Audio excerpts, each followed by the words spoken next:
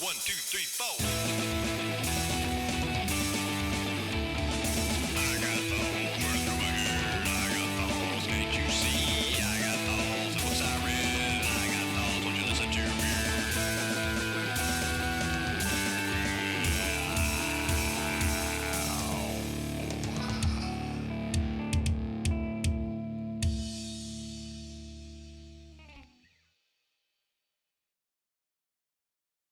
Welcome back to The Author Has Thoughts. This week I'm continuing my series on my fourth cyberpunk novel in the Bridge Chronicles series, The Long and the Short Swords.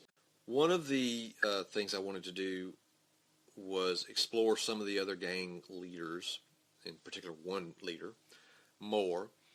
And I did that by having Logan see Masa, the leader of the Japanese contingent of Asia Town. I wanted to see, they're filming some B-roll of him, working with the sword and practicing with the sword in his dojo. And it's kind of thing they would splice over some footage of, they splice over voiceovers of footage where they're talking about Masa, and here's his, here's his intro. Masa is fighting on the battlefield. Here, she fights with a sword. And he fights with a long-ass sword. And I'm thinking, a samurai sword that's kind of like it came from a Final Fantasy game where it's like 16 times larger than it needs to be. And he's a tiny little guy anyway. But he fights with this really long sword, and he's just one of the best at it. Well, Logan sees him on the monitor, sees him doing this practicing, and he goes, wait a minute, I recognize those moves. That looks like Tanaka clan. And the Tanaka clan turns out to be the clan that, the purest clan that Logan was brought into. And so he sees Masa and he goes, wait a minute, is that dude Tanaka clan? And if he is, does he know about me? And is he going to, rat me out? Is he going to be a problem? So Bridge and Aristotle and Huey are, the leader of the Black Panthers, are talking about this R/R thing, and Bridge is like, well, I got some time. I don't necessarily have to deal his thing right now. I've got time. Let's look into this R/R thing. And the reason I wanted to look into the R/R thing is because I wanted to bring another character that has been, I've used it in Bridge, used him in Bridge before in a short story, and I'll talk about that in Tales from the Bridge Chronicles. I had an idea, and this is probably one of those ideas that I'll actually write something on eventually, for a film noir style novel called Meat Locker, based on a character named Meat Locker. And in the original, the book I'm thinking of writing for him, it's set in the past now, as well as the past of Bridge Chronicles.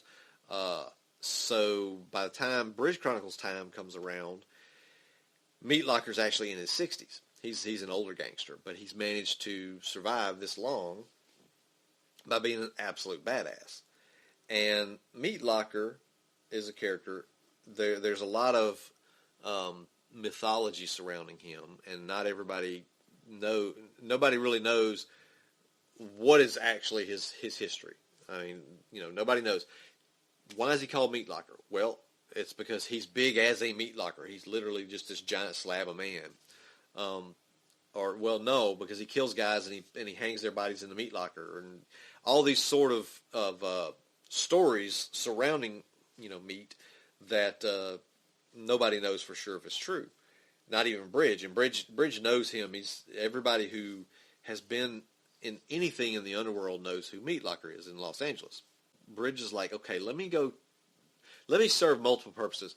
Let me go talk to Stonewall about the R/R thing, and then eventually they decide, okay, well, wait. One of the people who could benefit from undercutting the 5 families in the gangland is Meat Locker, because he could be trying to infiltrate and get some trade out of the zone, and nobody wants that because Meat Locker is rapacious. He will, and he's vicious. If he wants something, he will go get it, and he will hurt lots of people to do it if necessary. their idea is, let's go check with Meat Locker and see if he's got something to do with this. And on the way, Bridge wants to kind of show Logan to Meat Locker. Because Meat Locker's so plugged in, if anybody knows about him in L.A., if the local guys know that they're looking for him, Meat Locker's going to know that. Meat Locker's going to be like, oh, wait, okay. So, multiple levels of why he wants to go visit him. And I have Bridge and Aristotle go to see Stonewall, and Logan comes with them but breaks off to go find Massa. And I did that because, again, I wanted to not only have a check-in with Stonewall and not only have this conversation with Meat, but I also wanted Logan to meet Massa because I wanted to talk more about Massa. Massa just is I always thought Massa was an awesome character. So I wanted to give him a little more screen time, as it were. So we get to see Logan and Massa fight and then discuss their shared history that I didn't even know about until I started writing. I was like, okay, wait, Massa's Japanese. He uses a big-ass samurai sword, and he's a gangster. Why wouldn't he be a purist? Well, he tried, and he was there for almost a year in the Tanaka clan and didn't cut the mustard.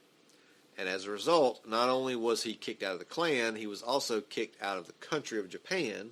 The Yakuza could work with him, but he had to be exiled somewhere else. So he comes to Los Angeles, and he starts working with the local gangs in Los Angeles. And when all the shit comes down in 2027 riots, he helps form the Asia Town contingent of the Five Families, the Japanese contingent of Asia Town.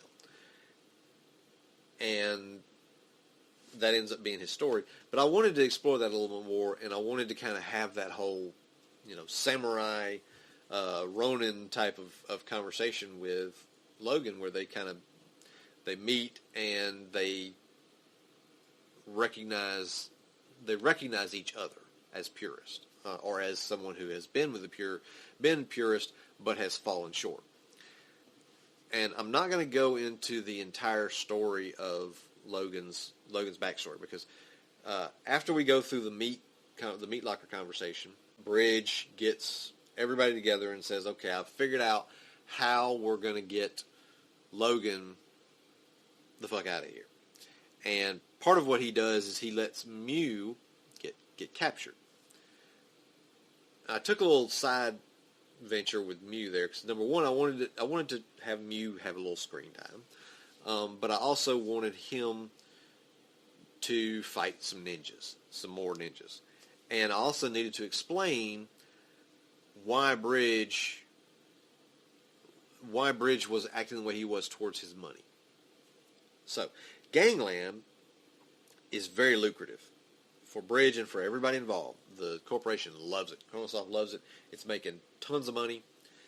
And as a producer on it, Bridge is making a ton of money from it. But he's not spending it like it's not his everyday spending. Like if he goes down and gets a Jamba Juice, he's not putting it on the accounts, the corporate accounts. He's probably paying with cash or with accounts that the corporations don't know about. And the reason he's doing that is he looks at that gangland money as a poison chalice. And I may have talked about this in another video, is every single cent of that can be tracked. And by tracking that, any corporation that wants to find Bridge can find Bridge. And as we've already seen in If Tribe Equals, if some of these corporations find Bridge, he's dead and everybody around him is dead because of the Boulder incident with the technomancers. They're all trying to find out what these technomancers are, how they can exploit it, how they can stop the glow bug sales and maybe take control of that market and all that. So Bridge knows if he starts using that money, every bit of that money can track what he's done and where he is. So he bought a house with it. And actually he bought a couple of houses, but he never lives in them. Bridge's life now has been, rather than being improved by all that money, it's just made the logistical nightmare even worse. He literally has to sleep in a different bed every night. And as a consequence, he even has actors. He hires guys with, I thought of this, and I don't remember if I wrote this part of the book, but he actually hires actors to go and spend money on his account, just to give a trail of where he's been. And at times, he also has Mew running holograms at some of these houses to make it look like he's there, but he's not actually there. That's what he does in this case, is he runs the hologram around Bridge's house, and of course he gets attacked. And even though when they first discussed it, we don't really have that conversation, but I'm thinking when they first discussed this part of the plan, Mew got kind of steamrolled by Bridge, Bridge is basically putting him up as a sacrificial lamb to get captured. And I'm sure Mew would have thought, I can take these ninjas. I got them. I'm tough. But, during the fight, he realizes, I can kill a few of them, but if they keep throwing bodies at me, I can't. They may actually get me. Mew gets captured by Mitsu Tanaka, the son of the leader of the Tanaka clan, who we find out later has died. And again, I'm not going to go into the whole backstory thing that I wrote about Logan, because I want that part to be fresh for people who read this, because I've already spoiled a good bit of the book. If I didn't say, and I didn't. Spoilers! But as always, if you've watched these videos, I give spoilers of my books. The final confrontation was one that I had in my mind, and again, spoilers. But I had this confrontation in mind for a long time. The first time I came up with the character of Logan, I came up with the idea that he was a purist, and since purists didn't use cybernetic gear or firearms, he was a purist who was losing his purity, and by losing his purity was potentially losing his ability to use his powers. They would kind of go in and out. I had actually considered him a shootist, which was a purist who had fallen from grace and had resorted back to using guns. And originally, the title of this one was going to be The Shootist, but I discovered that that's actually the name of a Western novel, and I forget who wrote it, but I actually think there was a John Wayne movie that was based on the novel. So I didn't want to use that. That's where I had started searching for quotes from Japanese samurai sources about swords and things like that, and that's where I found the quote that made the title. The idea I had when I first came up with Logan's character was that he had a cybernetic left arm, and he got that arm in some sort of battle, some sort of showdown with Mitsu Tanaka. I wanted to show that showdown because, again, in the original trilogy or series or whatever, I would have kind of flashed back to that moment at some point, but I would not have gone and built the steps up to it that I had in this one. But all I knew was Logan had survived a battle with Mitsu Tanaka, but had lost his arm, and he'd survived it by somehow jumping onto the bottom of a dirigible and flying off while Mitsu was stuck on the roof below him. So I'm thinking rule of cool type of fun samurai ninja fight. So that's where the concept for this final fight in the gangland took place, and the whole thing of the dirigible.